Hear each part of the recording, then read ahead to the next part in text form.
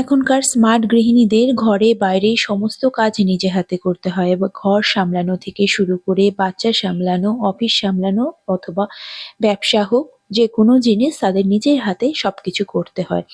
আর এই সমস্ত কাজ গুছিয়ে করার জন্য দরকার কিছু স্মার্ট টিপস। এই স্মার্ট টিপস যদি আমরা ফলো করে কাজগুলো করে নিতে পারি তাহলে কিন্তু অনেকটা কম সময়ে আমরা কাজগুলোকে কমপ্লিট করতে পারবো। তার সাথে সাথে মাস গেলে অনেকটা পরিমাণে টাকাও কিন্তু আমাদের হাতে বেঁচে যাবে। সেরকমই কিছু নিত্য নতুন জানা অজানা টিপস নিয়ে আজকের ভিডিওটা শুরু করছি। বন্ধুরা, আমরা এই প্রত্যেকদিনই প্রায় আমাদের ঘরে পেঁয়াজ ব্যবহার হয়। আর এই পেঁয়াজের খোসা আমরা ফেলে দেই, কারণ এই পেঁয়াজের খোসা কিন্তু কোনো কাজেই লাগে না। কিন্তু না বন্ধুরা, এখন থেকে এই পেঁয়াজের খোসা আমরা ফেলবো না। দেখুন, আমি এইরকম একটা মাটির প্রদীপ আমি নিয়ে নিয়েছি, যেটা আগে ব্যবহার হয়েছিল, ফেলে দেওয়াই ছিল, সেটা আমি নিয়ে নিয়েছি। এর মধ্যে পেঁয়াজের খোসা আর এক টুকরো কর্পূর দিয়ে দিলাম। কর্পূরটা দিলে গন্ধটাও কিন্তু বেশ ভালো হবে, তার সাথে সাথে এই পেঁয়াজের খোসাটা কিন্তু জ্বলতেও সাহায্য করবে। বন্ধুরা, এতে কি হবে, আমাদের যে ঘরে মশা মাছি কিন্তু একদম দূর হবে।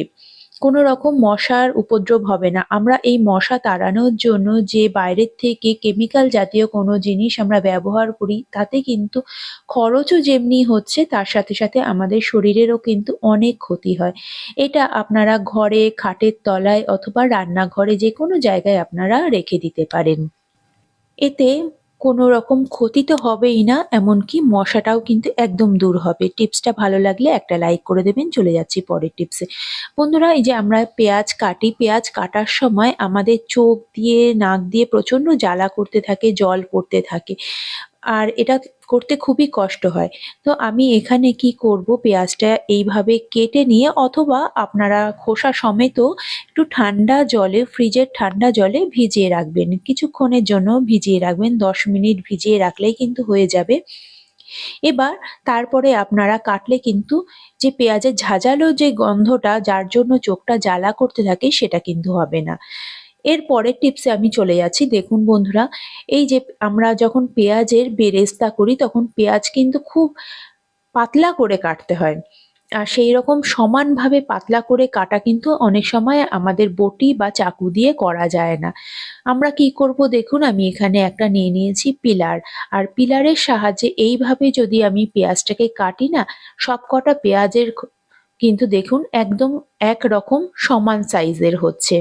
আর এই কাটতে গিয়ে হাত কাটার কিন্তু কোনো রকম ভয় থাকবে না। দেখুন, চাকু দিয়ে আমি যেটা কাটলাম আর পিলারের সাহায্যে যেটা কাটলাম, সেটা কতটা তফাৎ হয়েছে। যদি ভালো লাগে টিপসটা লাইক করে দেবেন। চলে যাচ্ছি পরের টিপসে। বন্ধুরা, আমরা বাড়িতে যে কোনো সবজি কাটার জন্য চাকু বা বটি ব্যবহার করি, কিন্তু এটা দীর্ঘদিন ব্যবহার করতে করতে দেখা যায় যে অনেক চাকু বা বটির ধার একদম কমে গেছে। তখন কোনো কিছু কিন্তু কাটতেও কিন্তু আমাদের খুবই অসুবিধা হয়। আর সেটা দোকানে নিয়ে গিয়ে ধার দিতে গেলে অনেকটা টাকাও কিন্তু আমাদের খরচ হয়, তার সাথে সাথে সময়টাও নষ্ট হয়। তো বন্ধুরা, আমরা ঘরে এই সামান্য জিনিসটা কিন্তু করতে পারি। এখানে আমি খাওয়ার যে নুন, সেই নুন আমি কিছুটা নিয়ে নিয়েছি। আর নিয়ে নিয়েছি একটা নতুন স্কচ ব্রাইট, অথবা আপনারা স্টিলুলও ব্যবহার করতে পারেন। এটা দিয়ে হালকা হাতে ভালো করে ঘষে দেব। হালকা হাতে যদি ভালো করে ঘষে দেই, এতে কি হচ্ছে, নুনের যে একটা খড়খড়ে মতন ভাব, এতে চাকুটা বা বটিটা কিন্তু একদম ধারালো হয়ে যাবে। দেখুন, এভাবে লোহার বটির মধ্যেও যদি আমরা করি না, লোহার মধ্যে যে জংটা পড়ে থাকে সেটা কিন্তু একদম উঠে যাবে। তো এইভাবে আমরা বটি বা চাকু কিন্তু ধারালো করে নিতে পারি। এটা ভালো করে ধুয়ে নিলাম, ব্যাস। এটা কিন্তু অনেক দিনের জন্য একদম ভালো থাকবে। চলে যাচ্ছি পরের টিপসে। বন্ধুরা, আমাদের প্রত্যেকের বাড়িতেই এই ধরনের কাঠের কোনো শোপিস থাকে, কিন্তু এগুলো কাঠের শোপিস হওয়ার জন্য এগুলো কিন্তু জল দিয়ে আমরা পরিষ্কার করতে পারি না। তাতে কি হয়, এগুলো কিন্তু যতই আমরা শুকনো কাপড় দিয়ে পরিষ্কার করি না কেন, দেখতেই পারছেন একটা কেমন খসখসে মতন হয়ে গেছে। একদমই ভালো লাগছে না। চকচকে ভাবটাও কিন্তু একদম চলে গেছে। তো বন্ধুরা, আমরা এতে যদি দোকানে দিয়ে আমরা এটা করতে যাই, বার্নিশ করতে যাই, এতে কিন্তু অনেকটা টাকা খরচ হবে। এখানে আমরা ঘরেই কিছু করতে পারি। সবার প্রথমে একটা ব্রাশ দিয়ে এর খুব ভালো করে নোংরাটাকে পরিষ্কার করে দিতে হবে। নোংরাটার মধ্যে যদি আমরা এই কাজটা করি তবে কিন্তু সেটা আরো খারাপ হয়ে যাবে। ভালো করে পরিষ্কার করে নেওয়ার পরে এখানে আমি একটা ভেজলিন নিয়ে নিয়েছি। আপনাদের পুরনো যে কোনো পেট্রোলিয়াম জেলি থাকবে যেটা ঘরে, সেই রকম আপনারা জিনিস দিয়েই কিন্তু করতে পারবেন। তারপরে আমি একটা টিস্যু পেপার দিয়ে খুব ভালো করে এটাকে ডলে দেব। পুরো শোপিসটাতেই এইভাবে ভালো করে ঘষে দিচ্ছি। এতে কিন্তু আলগা যে নোংরাটা রয়েছে সেটাও উঠে যাবে, তার সাথে সাথে এই শোপিসটা কিন্তু একদমই চকচকে হয়ে যাচ্ছে। দেখুন, খুব ভালো করে কিন্তু আমি এটাকে ডলে দেব। আর বেশি পরিমাণে যদি আমরা পেট্রোলিয়াম জেলি নিই তবে কিন্তু এরপরে এর মধ্যে কিন্তু নোংরা আরও বসে যাবে। তাই খুব বেশি পরিমাণে নেবেন না, সামান্য কিছুটা নিয়েই কিন্তু এটা টিস্যু পেপার দিয়ে ভালো করে ঘষে দেবেন। দেখুন কতটা চকচকে হয়ে গেছে আগের থেকে। দেখুন এই একটা আমি দেখাচ্ছি, আর পাশে আরেকটাও রয়েছে, সেটা কিন্তু সেই আগের মতনই রয়েছে। আর এটা কতটা পরিষ্কার হয়ে গেছে আপনারা দুটোরই ডিফারেন্স কিন্তু ভালোভাবে বুঝতে পারছেন। আর দেখুন আমি এটা হাত দিয়ে ঘষে দেখাচ্ছি, এর মধ্যে থেকে কিন্তু কোনো রকম ভাবে তেলতেলে ভাব আমার হাতে উঠে আসছে না। এবার এই দ্বিতীয় পাখিটাকেও আমি পরিষ্কার করে আপনাদের কাছে দেখাচ্ছি যে একদমই কিন্তু চকচকে হয়ে গেছে। বিনা পয়সায় বিনা খরচে ঘরেই কিন্তু এত সুন্দর হয়ে গেল। টিপসটা ভালো লাগলে লাইক করে দেবেন। চলে যাচ্ছি পরের টিপসে। বন্ধুরা, আমাদের প্রত্যেক বাড়িতেই এই ক্যাপসিকাম তো রান্না হয়, কিন্তু এই ক্যাপসিকামের ভিতরে থাকে প্রচণ্ড পরিমাণে বীজ। আর এরকম ভাবে যখন আমরা কাটতে যাই না, আর এই বীজগুলো চারিদিকে ছড়িয়ে যায়, আর আমাদের কাজটের সময়টা কিন্তু অনেকটা বেড়ে যায় সেগুলো পরিষ্কার করতে গিয়ে। আর এইভাবে যদি আমরা কেটে বার করতে যাই, অনেক সময় দেখা যায় যে ক্যাপসিকামের অনেকটা অংশ কিন্তু নষ্ট হয়ে যায়। তো বন্ধুরা, আমরা কি করব, দেখুন চারদিকে কিন্তু এই বীজগুলো ছড়িয়ে যায়। তো এই বীজগুলো যাতে না ছড়ায়, যাতে আমাদের কাজটা অনেকটা কম সময়ে আমরা করতে পারি, গুছিয়ে করতে পারি, সেই জন্য একটা ছোট্ট টিপস আপনাদের কাছে দেখাচ্ছি। এখানে আমি আর একটা ক্যাপসিকাম নিয়ে নিলাম। এটাকে দেখুন এই মুখটা থেকে এইভাবে চাকু দিয়ে উপরের অংশটাকে এইভাবে বাদ দিচ্ছি।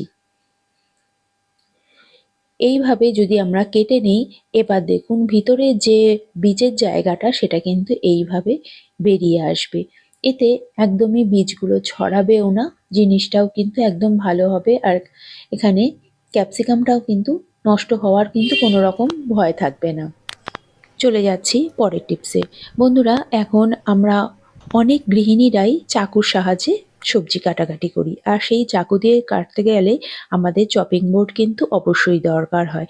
কিন্তু আমরা যদি এই প্লাস্টিকের চপিং বোর্ড ব্যবহার করি না, এই চাকুর সাহায্যে যখন আমরা কাটবো, ঠিক এই প্লাস্টিকগুলো কিন্তু এই সবজির মধ্যে লেগে যায়। আপনারা খেয়াল করবেন, এরকম করে যখন আমি সবজিটা কাটা হবে তখন এখান থেকে একটা প্লাস্টিকের গুঁড়ো গুঁড়ো মতন চলে আসছে।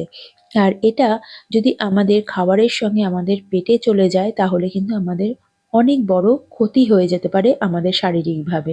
তো বন্ধুরা, আমরা এই প্লাস্টিক চপিং বোর্ড কিন্তু একদমই ব্যবহার করব না। ব্যবহার একদমই করা উচিত না প্লাস্টিকের চপিং বোর্ড। আমরা এই কাঠের চপিং বোর্ড যদি আমরা ব্যবহার করতে পারি তবে কিন্তু আমাদের শরীরের জন্য ভীষণ ভালো। কিন্তু এই কাঠের চপিং বোর্ড আমরা দীর্ঘদিন ব্যবহার করতে করতে দেখা যায় যে এর থেকে একটা ফাঙ্গাস মতন হয়ে যায়, অনেক সময় জল লেগে লেগে কাঠের মধ্যে একটা ফাঙ্গাস হয়ে যায়। এই কাঠের চপিং বোর্ডও পরিষ্কার করার একটা সহজ পদ্ধতি আপনাদের কাছে দেখাচ্ছি।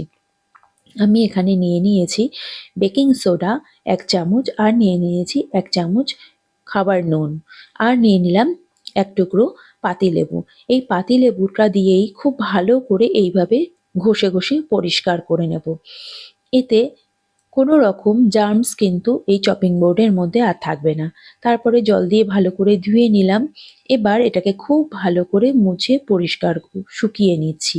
আপনারা চাইলে এটা রোদে রেখে ভালো করে শুকিয়ে নিতে পারেন। কাঠের জিনিস, কারণ এগুলো একটু শুকনো করে রাখাটা কিন্তু খুবই দরকার।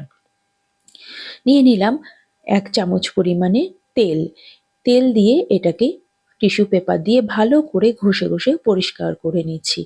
এতে চপিং বোর্ডটাও যেমনি ভালো থাকবে তার সাথে সাথে কোনো রকম ইনফেকশন হয়ে যাওয়ারও কিন্তু ভয় থাকবে না। বন্ধুরা, টিপসগুলো যদি ভালো লাগে লাইক, শেয়ার, কমেন্ট আর সাবস্ক্রাইব করে পাশে থাকবে।